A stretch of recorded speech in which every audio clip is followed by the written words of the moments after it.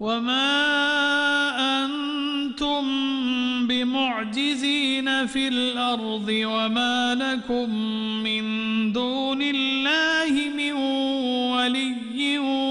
ولا نصير. بسم الله الرحمن الرحیم. الحمد للہ رب العالمین والصلاة والسلام علی سید المرسلین وعلی آلہ وصحبہ اجمعین. ناظرین کرام، قرآن کریم کا ایک اور پہلو ہم دیکھنا چاہتے ہیں اور اس پر بات کرنا چاہتے ہیں. وہ ہے کہ قرآن کریم کی آیات کا سبب نزول یا اسباب نزول کہہ لیجئے. یعنی اس سے مراد یہ ہے کہ بعض آیات کسی خاص واقعے کی بنا پر، کسی خاص سوال کے جواب میں، کسی حادثے کی اوپر تبصرے کی شکل میں وہ نازل ہوئی تھیں. تو اس کے ذریعے سے پھر ہم جب یہ اس کا سبب نزول پڑھ لیتے ہیں یا جان لیتے ہیں تو ہمیں اس آیت کو سمجھنے میں آسانی ہو جاتی ہے. تو یہ اللہ تعالیٰ کی حکمت ہے کہ اس نے جو قرآن کریم آسمان دنیا پر نازل فرمایا تھا لیلۃ القدر میں، اور اس کے بعد پھر وہ پورے 23 سال میں اس طرح آہستہ آہستہ مختلف واقعات اور مختلف حادثات کی صورت میں وہ نازل ہوتا رہا. تو یہی اس کا حکمت ہے، اس میں یہی اس کا اصل ہمیں سبب معلوم ہوتا ہے کہ تاکہ ہر چیز سمجھنے میں آسانی ہو جائے. تو لہذا یہ سبب نزول کوئی بیکار چیز نہیں ہے، کوئی بلا فائدہ نہیں ہے، بلکہ اس کے مختلف فوائد ہیں، مختلف اس سے ہم چیزیں حاصل کرتے ہیں. وہی ہم بات کریں گے آج کہ یہ آیات جو نازل ہوئی تھیں ان کا کیا سبب نزول ہے، کیا اسباب ہیں جس کی بنا پر ہم ان کو سمجھنے کی کوشش کرتے ہیں. تو قرآن کریم کی آیات کو ہم دو قسم میں اس طرح تقسیم کر سکتے ہیں. ایک تو وہ آیات ہیں جو بغیر کسی سبب کے نازل ہوئی، اللہ تعالیٰ کے حکم سے وہ آیات نازل ہوئی اور اس کا سبب نہ تو بیان کیا گیا اور نہ ہی ہمیں اس کے بارے میں کوئی چیز ملتی ہے، تو یہ اسی طرح نازل ہوئی. اور دوسری قسم ہم وہ کہہ سکتے ہیں کہ جو کسی بھی اس قسم کے واقعے کے بعد، کسی سوال کے جواب میں یا کسی اور حادثے کے بعد نازل ہوئی تھی. تو اس کے کیا فائدے ہیں، اس کا کیا ہمیں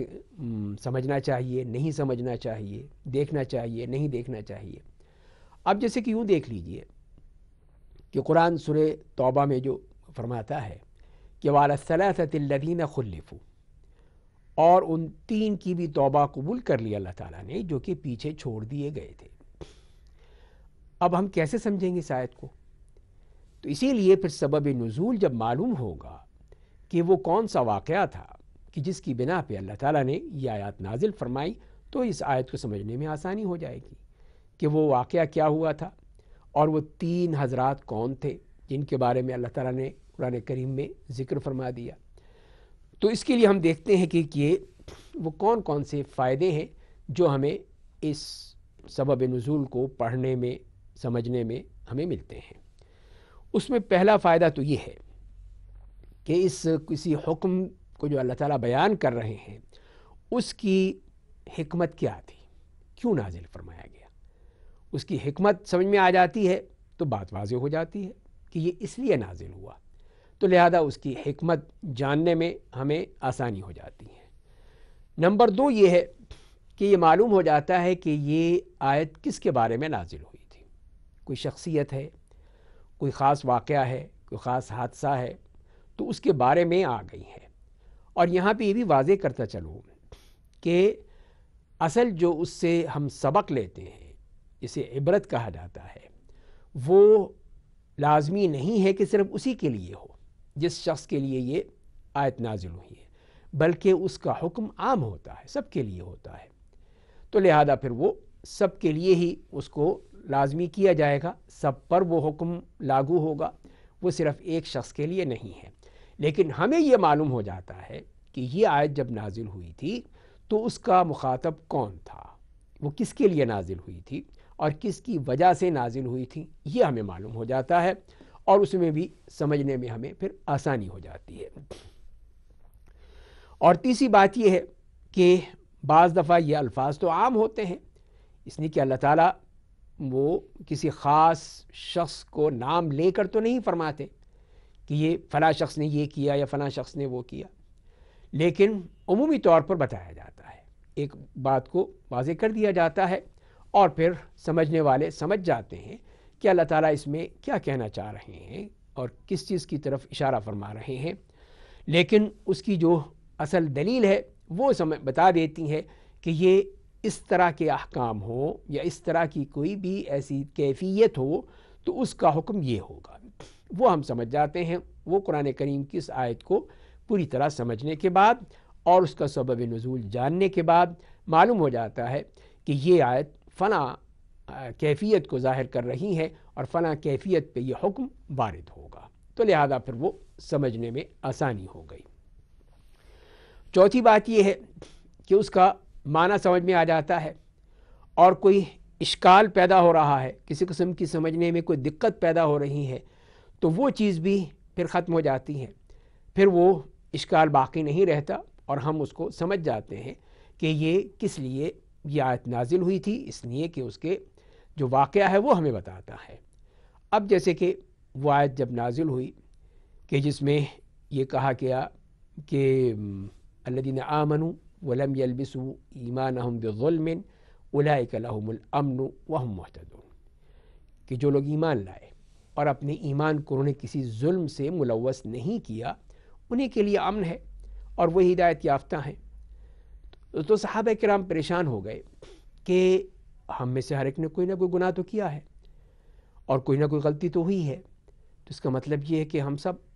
اس میں پکڑے جائیں گے، اور پریشان ہو گئے۔ تو نبی کریم صلی اللہ علیہ وسلم نے انہیں ایک اور آیت کی طرف نشاندہی فرمائی اور اس میں فرمایا کہ کیا تم نے وہ آیت نہیں پڑھی کہ جس میں لقمان اپنے بیٹے سے کہہ رہے ہیں کہ ان الشرک لظلم عظیم، کہ بے شک شرک بہت بڑا ظلم ہے، بہت بڑی زیادتی ہے۔ تو یہ ہے مراد۔ تو اس طرح پھر یہاں سبب نزول تو نہیں ہے، لیکن ایک آیت کے ذریعے سے دوسری آیت کو آپ نے سمجھا دیا، اور جو صحابہ کرام جو پریشان ہوئے تھے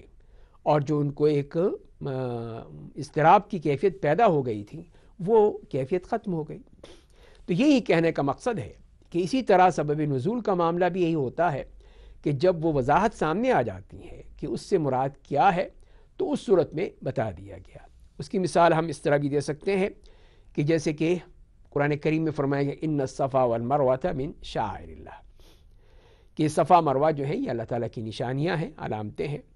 تو جو بھی حج یا عمرہ کرتا ہے تو اس کے اوپر کسی قسم کا کوئی حرج نہیں ہے کہ ان کے درمیان وہ طواف کرے یعنی سعی کرے۔ اب یہاں پر یہ سوال پیدا ہوتا ہے کہ یہ کیوں فرمایا گیا؟ جو بھی عمرہ کرنے جائے گا وہ خانہ کعبہ کا طواف بھی کرے گا اور اس کے بعد پھر صفا مروہ میں سعی بھی کرے گا۔ تو اس کی وجہ یہ بتا دی گئی کہ اس وقت جاہلیت کے دور میں ان دونوں پہاڑیوں پر بت رکھے ہوئے تھے، اور جاہلیت میں وہ لوگ وہاں پر جب آتے تھے تو جہاں وہ بتوں کی پوجا کرتے تھے وہاں پہ وہ جاہلیت کے مطابق ہی اس میں وہ سعی کرتے تھے۔ تو یہ چیز جو ہے وہ پھر اب اسلام میں آنے کے بعد اب مسلمانوں کے لیے ایک قسم کا اس میں ایک حرج پیدا ہو رہا تھا، یا یوں کہہ لیجئے کہ ایک اضطرابی کیفیت تھی کہ اب بھی ہم وہی کام کریں، اسی طرح کریں۔ تو اللہ تعالیٰ نے اس کے بارے میں وضاحت کر دی کہ نہیں، اب کوئی حرج نہیں ہے، اس لیے کہ اب وہ نہ بت رہے ہیں، نہ وہاں پہ وہ جاہلیت کے رسم و رواج رہے ہیں، اور نہ ہی اس قسم کی اور کوئی چیز ہے، لہذا اب تم بھی صفا مروہ کا اسی طرح طواف کر سکتے ہو، سعی کر سکتے ہو، تمہیں کسی قسم کی کوئی بھی پریشان نہیں ہونا چاہیے۔ تو اس آیت کی وضاحت ہو گئی، یہ بات سمجھ میں آ گئی کہ ہم اس طرح اگر کریں گے تو اس میں کوئی حرج نہیں ہے، یہ تو اللہ کا حکم ہے۔ اور اسی طرح پھر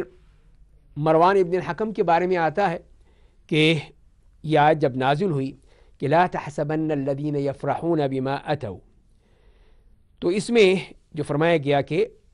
نہ گمان کرو ان لوگوں کے بارے میں جو ان کو دیا گیا اس پہ وہ خوش ہوتے ہیں، تو اس بارے میں کہ یہ سمجھنے میں آیا کہ اگر ہم کسی چیز پر خوش ہوتے ہیں، ہمیں خوشی نصیب ہوتی ہے، تو اس کا مطلب یہ ہے کہ ہمیں عذاب کی کیا اس میں معاملہ ہے؟ تو بات سمجھ میں نہیں آ رہی تھی ان کے۔ تو ابن عباس رضی اللہ تعالیٰ عنہ نے اس کو بیان کیا، وضاحت کی کہ نہیں، یہ آیت نازل ہوئی تھی اہل کتاب کے بارے میں، جب انہوں نے نبی کریم صلی اللہ علیہ وسلم سے کچھ اس چیز کے بارے میں پوچھا تھا جو انہوں نے چھپا لی تھی اور چھپا کر کوئی دوسری چیزیں بیان کر رہے تھے، تو اس وقت یہ آیت نازل ہوئی تھی۔ تو اس کے بارے میں فرمایا کہ یہ لوگ اس پہ خوش نہ ہوں کہ جو انہوں نے نبی کریم صلی اللہ علیہ وسلم کو یہ دھوکہ دینے کی کوشش کر رہے ہیں، چھپانے کی کوشش کر رہے ہیں، تو یہ ان کو اس میں خوش نہیں ہونا چاہیے، اس لیے کہ اللہ تعالیٰ بیان کر دے گا۔ تو لہذا یہ ہے اصل اس کا سبب نزول، اور یہ اس کی وجہ یہ نہیں ہے کہ اس کی وجہ سے کوئی خوشی مل رہی ہے، یہ معاملہ نہیں ہے۔ تو اس کی سبب نزول کی وجہ سے آیت واضح ہو گئی۔ یہاں پر ہم وقفہ لیں گے،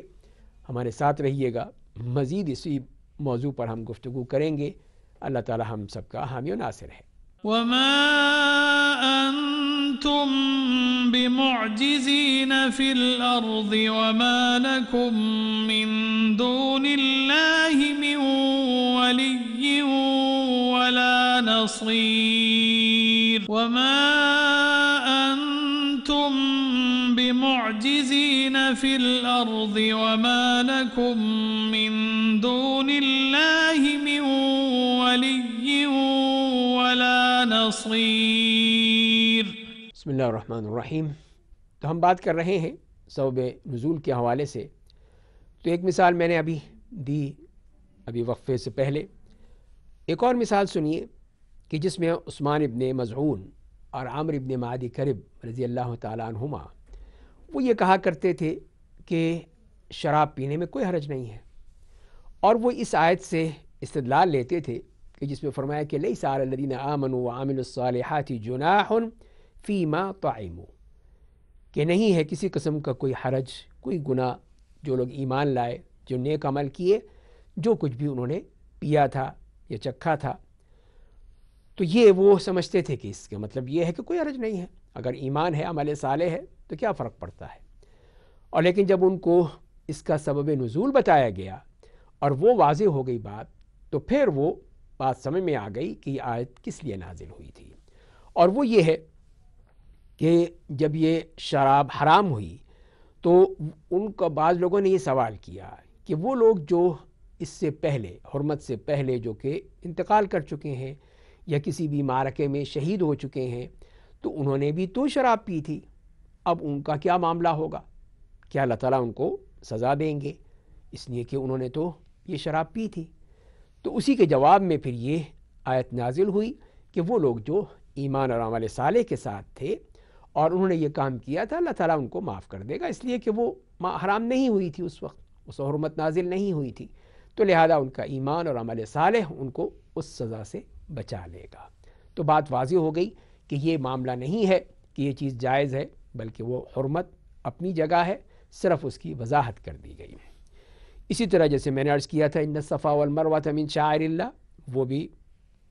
بات بالکل واضح ہو گئی کہ جب پتہ چل گیا کہ یہ جاہلیت کی رسم و رواج کو ختم کیا گیا ہے۔ اور اسی طرح پھر ہم دیکھتے ہیں کہ قرآن کریم میں جو فرمایا گیا کہ وَلِلَّهِ الْمَشْرِقُ وَالْمَغْرِبُ فَأَيْنَمَا تُوَلُّوا فَثَمَّ وَجْهُ اللَّهِ، تو یہ بھی اس میں بتا دیا گیا کہ مشرق و مغرب تو اللہ ہی کے لیے ہیں، تو جس طرف بھی تم رخ کرو گے تو اللہ تعالیٰ کی طرف رخ ہو جائے گا اور قبلہ صحیح ہوگا۔ تو اب اس کا مطلب کیا ہے کہ کیا ہم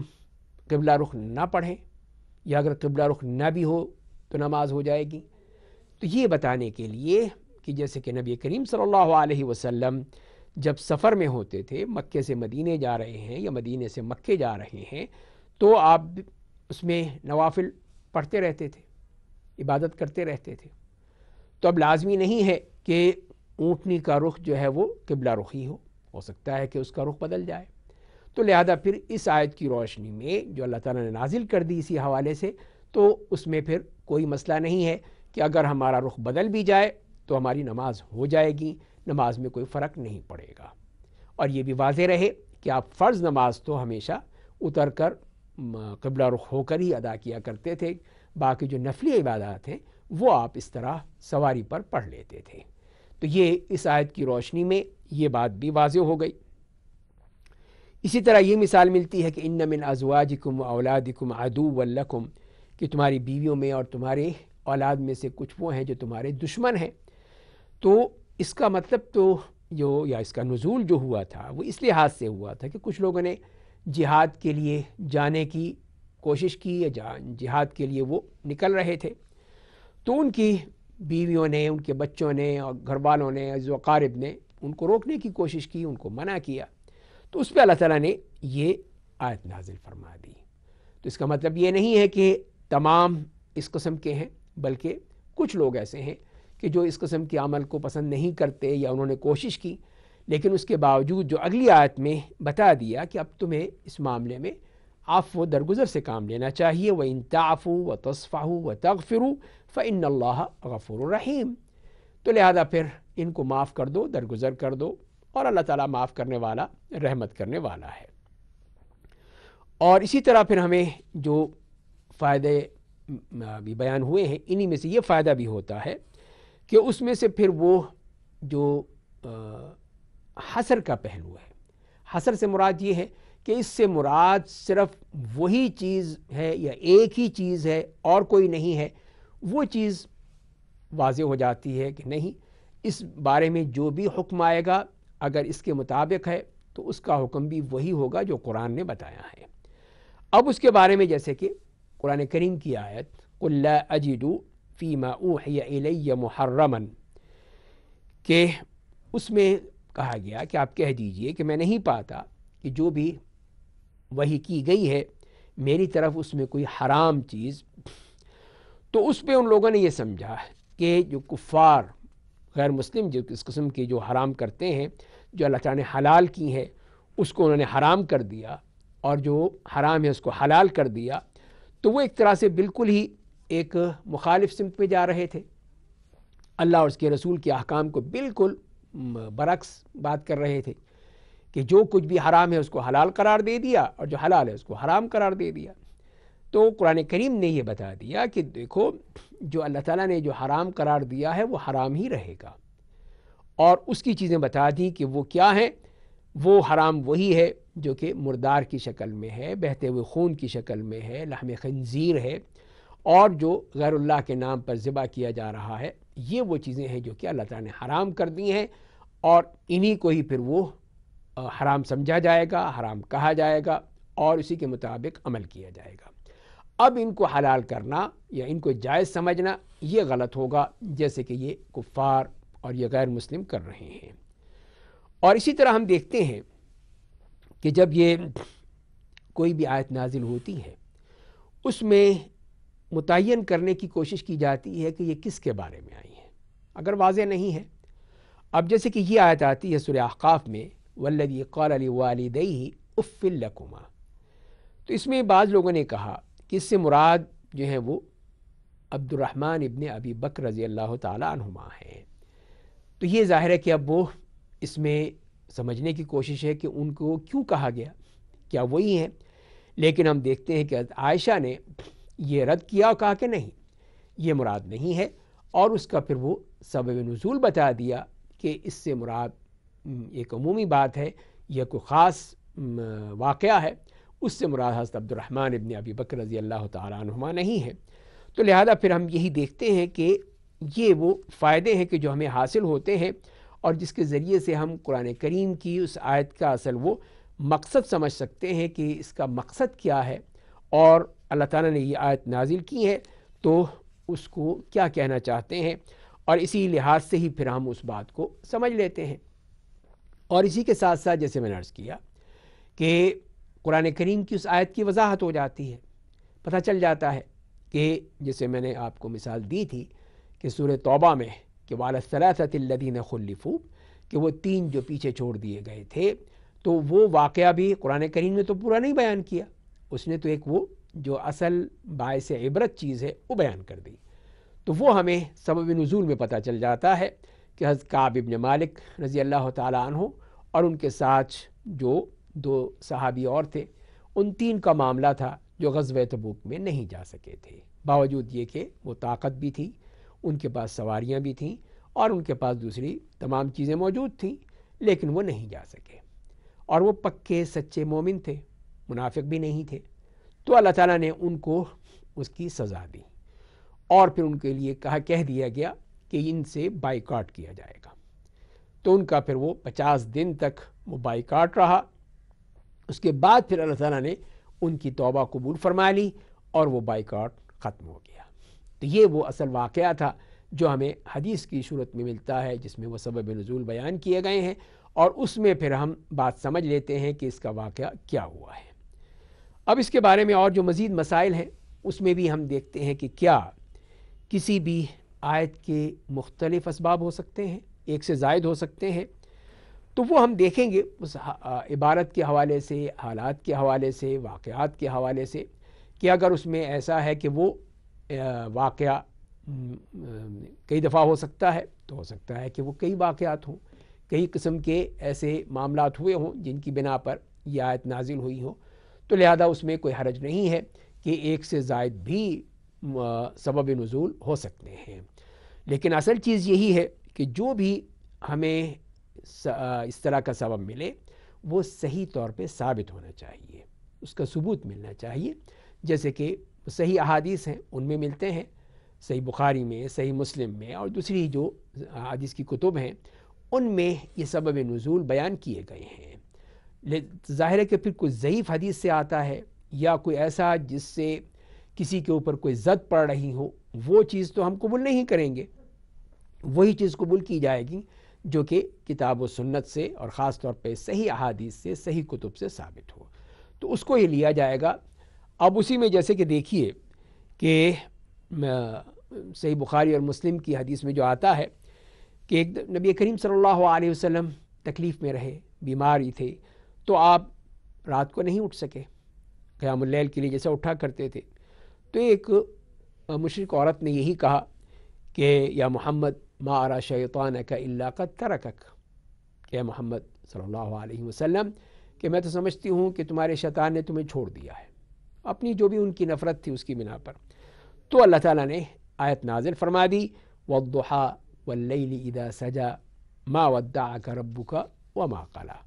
تو یہ بات بتا دی کہ یہ ہو نہیں سکتا ہے کہ اس قسم کی بات ہو۔ اور اس کے بعد ہمیں ایک اور جو حدیث ملتی ہے کہ جس میں نبی کریم صلی اللہ علیہ وسلم کے پلنگ کے نیچے یا بستر کے نیچے ایک کتے کا بچہ آ گیا تھا اور اس کی بنا پر وہی رک گئی۔ تو جیسے کہ حدیث میں آتا ہے کہ نبی کریم صلی اللہ علیہ وسلم کے پاس آئیں، ایک صحابیہ آئیں، تو آپ نے ان سے کہا کہ یہ کیا وجہ ہے کہ جبریل نہیں آ رہے ہیں؟ تو میں نے کہا کہ کیوں نہ میں آپ کے کمرے کی، آپ کے گھر کی میں صفائی کر دوں۔ تو انہوں نے جھاڑو لی اور پھر وہ صاف کر دیا، تو وہی دیکھا کہ آپ کے چارپائی کے نیچے، پلنگ کے نیچے ایک کتے کا بچہ تھا۔ اس کو وہاں سے نکالا، وہاں سے چیز صاف کی، اور اس کے بعد ہی وہ آیات نازل ہو گئیں جس میں صاف یہ آیات جو ابھی ذکر کی گئی۔ تو لہذا اس سے معلوم یہ ہوا کہ وہی چیز جو ہے وہ یہاں پر ہم کریں گے جو کہ ہمیں صحیح احادیث سے معلوم ہوگی۔ تو لیکن یہ جو دوسری روایت آئی ہے یہ ثابت نہیں ہوتی، وہ پہلی روایت جو ہے وہ صحیحین میں ہے، بخاری اور مسلم میں ہے، تو لہذا وہ ہم اس کو قبول کر لیں گے اور اس کو قبول نہیں کریں گے۔ اور اسی طرح پھر اور بھی یہی دیکھا جائے گا کہ کوشش یہی کی جائے کہ جو بھی اس طرح کی روایت ہو، جو بھی سبب نزول ہم پڑھ رہے ہیں، اس کو من وعن اسی وقت قبول کریں گے جب کہ وہ صحیح سند سے ثابت ہوگا۔ اور وہ ہمارے پاس یہ احادیث کی کتابیں موجود ہیں جو کہ قرآن کریم کی اس طرح وضاحت کر دیتی ہیں اور اس میں وہ سبب نزول بیان کر دیا جاتا ہے۔ تو یہ چیز جو ہے وہ ہمیں خیال رکھنی چاہیے۔ دوسری بات تو یہ ہے، جیسے میں نے پہلے بھی عرض کیا کہ ایک اصول یہ ہے کہ العبرۃ بعموم اللفظ لا بخصوص السبب، کہ اصل جو سبب نزول میں عبرت ہوتی ہے یا اس سے جو ہم سبق لیتے ہیں، اس سے جو ہم حکم لیتے ہیں، وہ کسی خاص سبب کے ساتھ منسلک نہیں ہوتا کہ ہم یہ کہیں کہ یہ آیات جو سورہ نور کی ہیں یہ صرف ہلال ابن امیہ کے لیے نازل ہوئی تھی تو یہ صرف انہی کے لیے ہوں گی، نہیں، بلکہ یہ عام ہے کہ جو بھی اس قسم کا معاملہ کرے گا، کہ جو شخص بھی اپنی بیوی پر تہمت لگاتا ہے تو اس کا معاملہ پھر یہی ہوگا جو یہاں ان آیات میں نازل کیا گیا ہے۔ تو تو یہ سبب نزول خاص ہو سکتا ہے کہ کسی خاص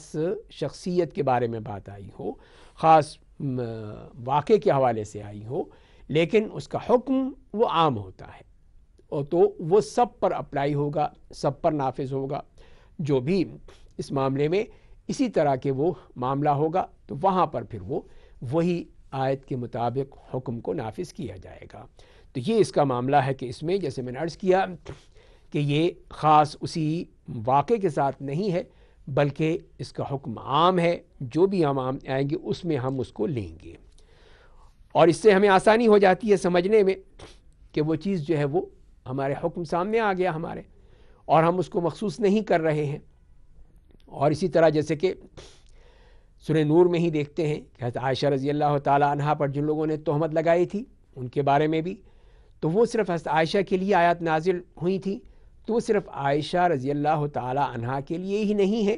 بلکہ جو بھی اس قسم کی خاتون کا معاملہ ہو تو اور وہ اس قسم کی تہمت سے بالکل بری ثابت ہو جائے تو وہ اس کے لیے بھی ہے کہ وہ بھی بری ہوگی اور اس سے بالکل ہی دور ہوگی۔ کسی قسم کا اس کے اوپر کوئی تہمت جو ہے وہ جھوٹی ثابت ہو گئی تو وہ جھوٹ ہی ہوگی،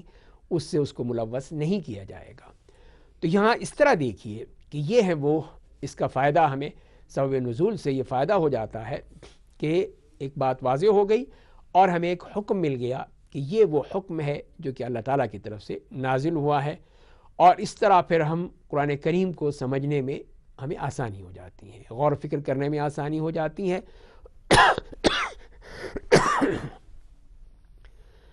اور اس طرح ہم اس کو سمجھنے میں ہمیں جہاں آسانی ہو جاتی ہے وہاں پر ہم اس بات کو لے سکتے ہیں، اس کو پوری طرح لے سکتے ہیں، حاصل کر سکتے ہیں، اور پھر کسی قسم کی کوئی دشواری نہیں ہوتی ہے۔ اور یہی تو اصل وہ تدبر قرآن کا معاملہ ہے کہ اس میں جو ہمیں تدبر کرنے کا واقعہ بتایا ہے اور ہمیں کہا گیا ہے تو وہ پھر ہم اس کو اسی طرح حل کر سکتے ہیں۔ تو لہذا اس میں کی طرف سے اپنی کوئی اجتہاد کرنا، اپنی طور پر اس کو لے جانا جیسے کہ بعض مفسرین کرام کرتے ہیں تو وہ غلط ہے، وہ صحیح نہیں ہے، اس لیے کہ یہ سبب نزول کا جو طریقہ ہے اور اس کے ذریعے سے قرآن کریم کو سمجھنا ہے، یہ ایک وہ بہترین طریقہ ہے جس سے وہ آیت واضح ہو جاتی ہیں، سمجھ میں آ جاتی ہیں کہ یہ کیوں نازل ہوئی تھی، اس کا سبب کیا تھا، اور اللہ تعالیٰ اس میں ہمیں کیا حکم دے رہے ہیں، کیا فرما رہے ہیں، وہ چیز واضح ہو جاتی ہیں۔ تو لہذا وہاں پر پھر ہم کوئی اجتہاد کریں اور اس میں کچھ اور چیز ثابت کرنے کی کوشش کریں، وہ چیز جو ہے وہ کسی طور پہ بھی صحیح نہیں ہے۔ اللہ تعالیٰ ہمیں قرآن کریم کو سمجھنے، پڑھنے، غور و فکر کرنے اور عمل کرنے کی توفیق عطا فرمائے۔ وآخر دعوانا ان الحمد للہ رب العالمین۔ وما أنتم بمعجزين في الأرض وما لكم من دون الله من ولي ولا نصير۔